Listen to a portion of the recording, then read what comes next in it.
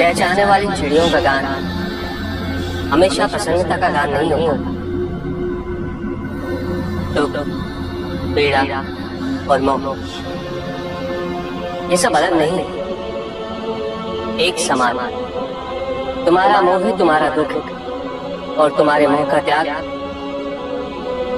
तुम्हें पूर्ण रूप से सुखी कर सकता है।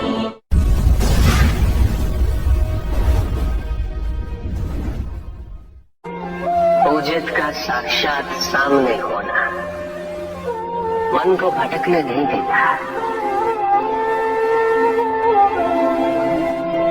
किंतु जो सच्चे भक्त है भगवान तो उनके मन, उनके हृदय में निवास करते हैं। जिनके हृदय में श्रद्धा है उनके लिए पूजा करने हेतु अपने आराध्य का साक्षात सामने होना अनिवार्य नहीं।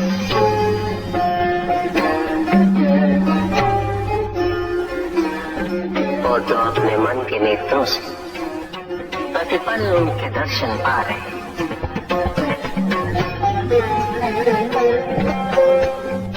उनकी प्रत्येक अनुभूति में भगवान है।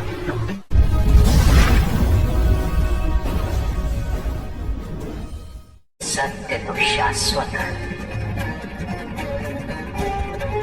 सत्य संसार में संतुष्टि और सुख का माध्यम।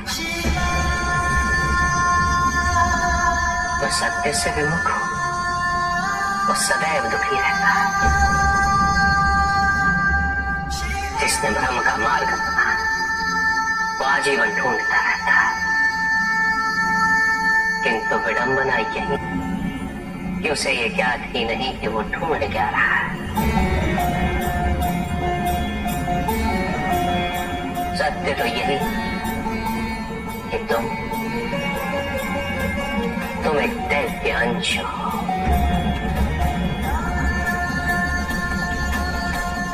जन्मोपरांत तुम सबने अपने आप को केवल मनुष्य मान लिया और यही विस्मरण तुम्हारे कष्टों का कारण है। तुमने अपने शरीर को ही सत्य मान,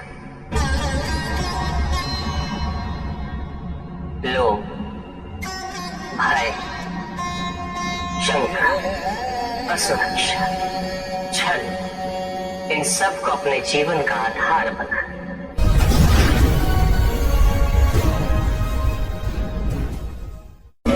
महाशिवरात्रि का व्रत विशेष फलों को प्रदान करने वाला है।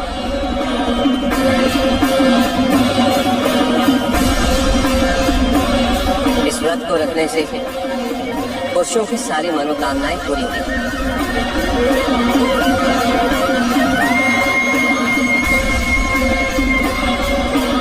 सुहागन स्त्रियों का सुहाग हमेशा बना रहता है और तुम्हारी लड़कियों को मनचाहा वर मिलेगी।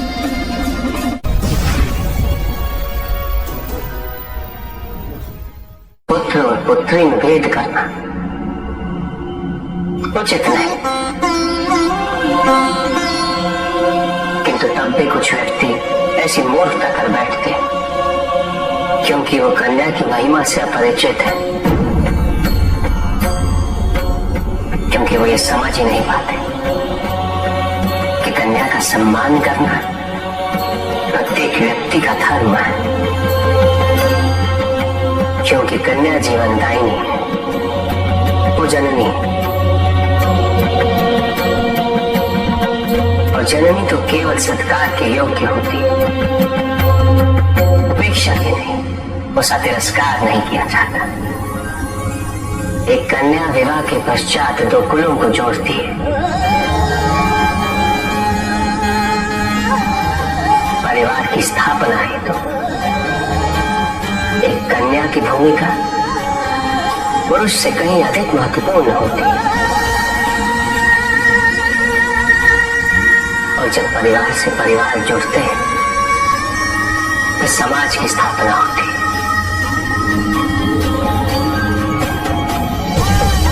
पुत्री को परिवार में, समाज में वही स्थान मिलना चाहिए वही अधिकार प्राप्त होना चाहिए जो एक पुत्र को प्राप्त होते हैं।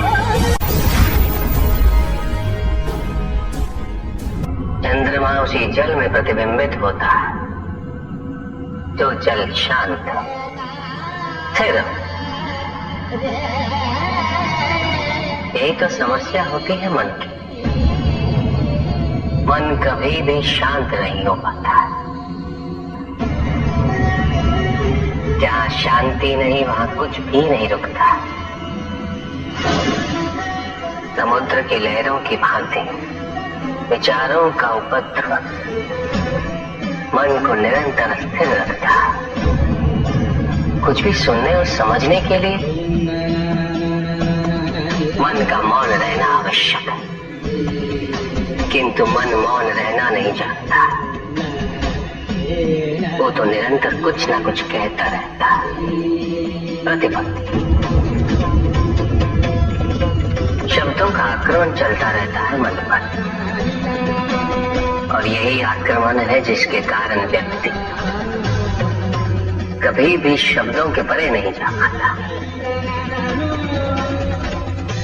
जहाँ जीवन की सत्यता का बोध उसकी प्रतीक्षा कर रहा होता।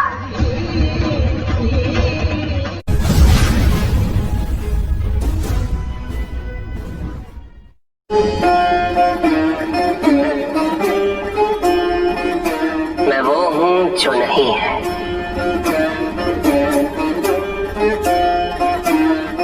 जो नहीं है तो मैं हूं।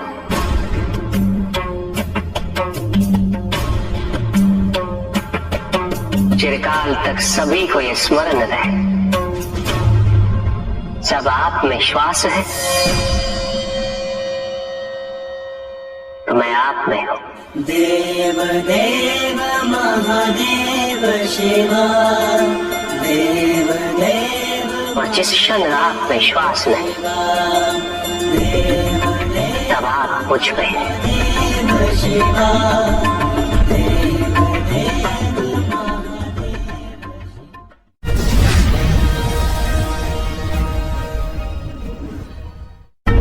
सत्य को जानने के लिए वन में जाना अनिवार्य नहीं है। अपने निजी, पारिवारिक और सामाजिक दायित्वों का परित्याग भी आवश्यक नहीं है। सत्य तो सदैव हमारे साथ है, हमारे सामने है, किंतु हम स्वयं धीरे धीरे उस पे अपने क्रोध, अपने अहम, भय, विचार और महत्वाकांक्षाओं जैसे कई आवरण चढ़ा देते हैं। सत्य हमसे नहीं, हम स्वयं सत्य से दूर हो जाते हैं।